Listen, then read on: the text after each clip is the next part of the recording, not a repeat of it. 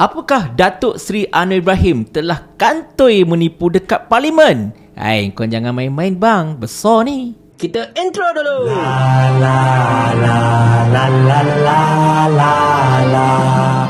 Assalamualaikum warahmatullahi. Nampak gayanya tuan-tuan dan puan-puan sekalian, kelihatannya Datuk Seri Anwar Ibrahim telah kantoi menipu dekat Parlimen berkenaan dengan jawapan yang telah beliau berikan terhadap soalan daripada Tan Sri Muhyiddin Yassin, ahli Parlimen Paguh yang juga merupakan mantan Perdana Menteri, berkenaan dengan jumlah hutang negara kita ini pada tahun 2023. Di mana tuan-tuan sekalian, jawapan Datuk Seri Anwar Ibrahim ini adalah sangat-sangat jauh berbanding dengan apa yang telah tercatat menerusi laman web rasmi Bank Negara. Tetapi sebelum itu, ada satu lagi benda penipuan yang ingin saya dedahkan kepada anda di hujung video ini. Jadi pastikan anda tonton sampai hujung video ini untuk mengetahui apakah benda yang menggemparkan itu.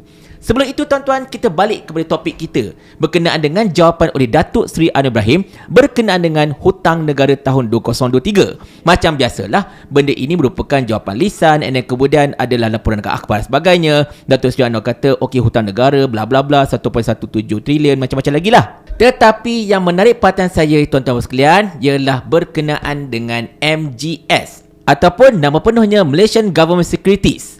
Yang ini sangat-sangat penting sebenarnya. Kalau nak ikutkan, semua nombor yang disebutkan oleh Datuk Seri Anwar Ibrahim untuk tahun 2022 adalah betul belaka. Macam 86.5 bilion dan macam-macam lagi. Tetapi untuk tahun 2023, dalam jawapan yang telah dicatatkan dalam Parlimen ini, Datuk Seri Anwar Ibrahim telah mengatakan bahawa MGS untuk kerajaan Malaysia pada tahun 2023 adalah berjumlah 90 bilion ringgit sahaja.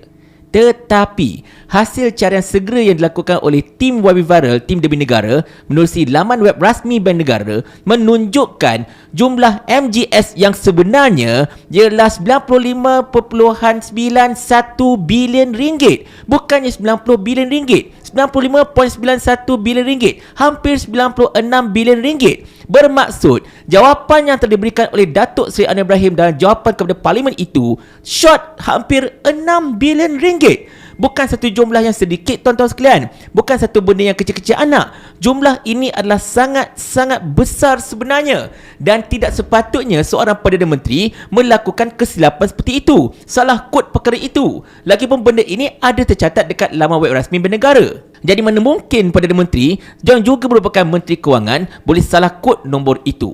Bayangkan 95.91 bilion tapi dia kod 90 bilion saja. Jauh gila short tu bang. Kalau zaman Kerajaan Pakatan Harapan 22 bulan kita ada isu tersalah titik perpuluhan, yang ini tersalah kod nombor terus. Hambik kau 6 bilion short. Jadi soalan kita yang kita telah ajukan dalam live kita semalam ada dua. Adakah Datuk Seri Anwar Ibrahim tersilap? Ataupun yang lebih serius lagi, adakah Datuk Seri Anwar Ibrahim telah menipu Parlimen? Yang ini tuan-tuan sekalian bukan satu tuduhan, tetapi satu persoalan yang wajib dijawab oleh Datuk Seri Anwar Ibrahim selaku Perdana Menteri yang juga merupakan Menteri Kewangan. Sebab figures 6 bilion ini bukan kecil dan tak sepatutnya tersilap sebut untuk dijadikan sebagai jawapan rasmi dalam Parlimen. Dan kepada MP-MP pembangkang, terutamanya Dr. Roddy Jidin yang sepatutnya menjaga portfolio kewangan, takkan anda tak perasan benda ni kot? Tolonglah bersuara. Bukan kecil anak tau figures ni tau. 6 bilion ringgit. Agak-agak lah bang. Jadi tolong keluarkan pertanyaan ini. Asak Perdana Menteri, asak Menteri Kewangan, minta dia jawab betul-betul. Mengapa boleh salah kod ini? Bank Negara kata lain, anda kata lain. Apa cerita sekarang ini? Adakah ini merupakan satu kesilapan atau merupakan satu penipuan? Anda kena grill Menteri Kewangan. Tidak ada benda lagi dah. Tidak ada alasan. Tolong jangan berdiam diri wahai ahli-ahli Parlimen pembangkang, sebab rakyat begitu harap pada anda untuk menyuarakan perkara-perkara yang pelik ini untuk dijawab oleh Perdana Menteri dan juga Menteri Kewangan. Kalau anda diam, sebab itulah mereka senang-senang saja mengeluarkan figure-figure yang salah, mengeluarkan data-data yang dimanipulasi dan sebagainya. Sebab mereka tahu pembangkang tak akan bersuara dekat dalam Dewan sebab pembangkang ini terlalu lemah. Kita tak nak macam tu. Tolong bersuara. Kami dah tolong bukakan cerita untuk anda. Pandai-pandailah anda lambung. Agak-agak lah kan. Jadi sekali lagi sebelum kita pergi kepada topik kita selepas ini, kita nak tanya kepada Datuk Seri Anwar, adakah anda tersilap ataupun adakah anda memang menipu Parlimen? Wallahualam bisawab. Kita minta Datuk Seri Anwar Ibrahim kalau boleh jawab sesegera mungkin sebab ini melibatkan duit negara kita. Dan berkenaan dengan perkara besar, satu lagi penipuan yang mungkin berlaku tuan-tuan sekalian, saya cuma nak anda tonton video ini. Assalamualaikum, Dato Sri Samsul. I'm going to give this thing one last try before I move on.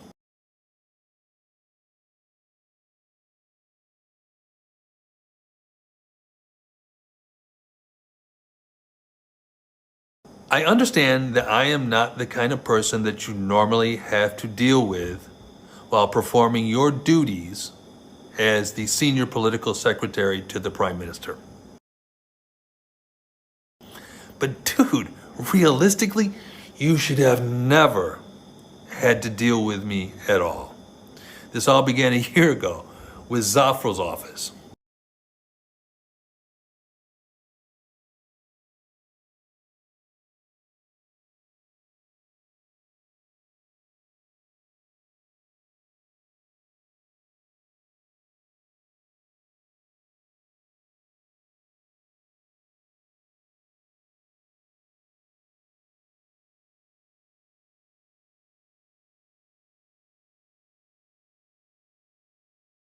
Then I informed Rafizi, then Zaid Hamidi. A week after PRN last year, I began my approach to Saifuddin at KDN, all before I made the final decision to approach the PMO and eventually you. Now, you don't understand what I do.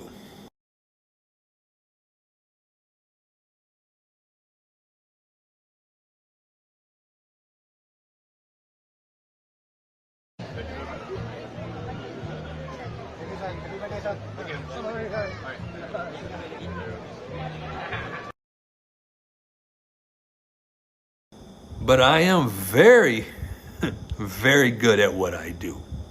And one of the things that makes me so very good at what I do is my ability to perform high quality due diligence.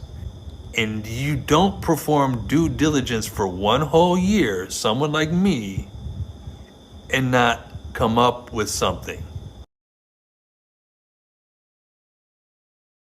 With that said, I am only human. I do occasionally make mistakes. And it may be the case that I made a mistake in my assessments regarding the due diligence that I performed over the course of the last year. If you would like, we can sit down and discuss my work. And if you can convince me that I am wrong with my assessments, and trust me, I would love to be proven wrong on this. If you can prove me wrong, well then I'm wrong. I will be more than happy to admit it. I would go off and apologize to anybody I need to apologize to. If you need me to make public statements to that effect that I was wrong, then I will do that. But you first need to prove me wrong. Actually, the PMO should hire me, and I'll even be willing to make you a deal on this one. I will work for the PMO for as long as Anwar is Prime Minister, pro bono. Di sini tuan-tuan sekalian, seorang lelaki yang merupakan seorang pelakon dan juga seorang artis yang berasal dari Amerika Syarikat tetapi bermastautin dan juga base dekat Malaysia telah mengakui bahawa beliau telah diupah untuk menjadi pelakon bagi sidang MOA, Memorandum of Agreement dan sebagainya. Jadi pelik juga kan? Benda-benda ini memang sangat-sangat pelik tuan-tuan sekalian. Adakah saya nak kata kerajaan Malaysia menipu? Tak adalah sampai macam tu kan? Tetapi rasa-rasanya dakwaan seperti ini kena disiasat. Kalau tidak, malu Malaysia abang, malu kita dibuatnya. Nak sign agreement pun pakai pelakon. Kalau ini pun pakai pelakon, benda-benda lain, apa cerita pula kan? Tapi itulah dia tuan-tuan sekalian. Kalaulah benda-benda ini terbukti benar, kalaulah betul penipuan-penipuan ini terjadi di hadapan mata kita, kita boleh kata apa? Kerajaan ini kan kerajaan mereka. Mereka boleh buat apa saja mereka nak. Kalau tak, Seni Hamzan tak kata macam ni awal-awal. Dia dah warning tu tak? Kerajaan ni kerajaan kami. Jadi ikut suka kami lah. Paling kurang aku ada formula. Ni kau ada menteri berlambak-lambak ni, satu formula pun tak ada. Otak letak dekat mana? Saya ulah. Sampai Abang Jamil mampus.